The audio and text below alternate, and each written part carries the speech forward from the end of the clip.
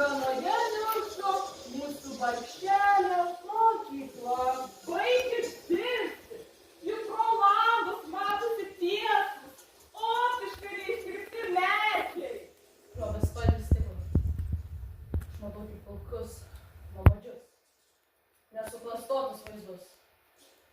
Pilkus ir nuobodžius debesis. Pilkas ir vienodas mašinas. Piktus ir pilkus žmonės. Nu jo, viską kaip yra, taip kaip yra. Taip, klaikiai nyku ir pilka. Bjauru, labai bjauru, tiesiog šlykštu.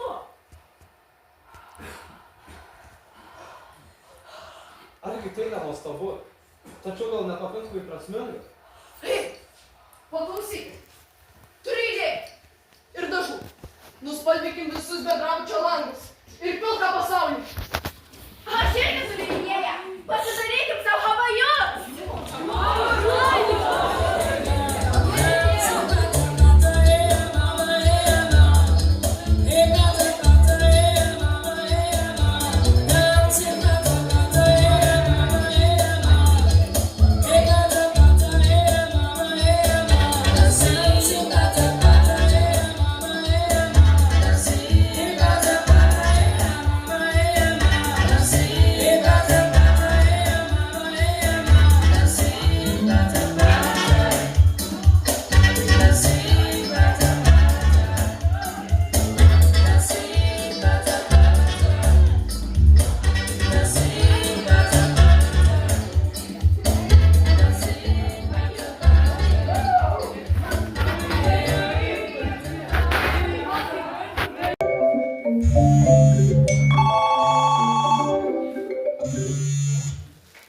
Kas sumanė šią bendrabučio langų terlionę?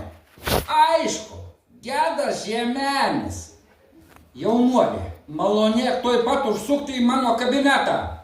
O jūs, didieji, Van Gogai, Čiurlioniai, Leonardai da Vinčiai, Pikasai, Rembrandtai, greit nuplaut nuo langų tas savo meninės nesąmonės. Greit pasakiau. Girdėjot?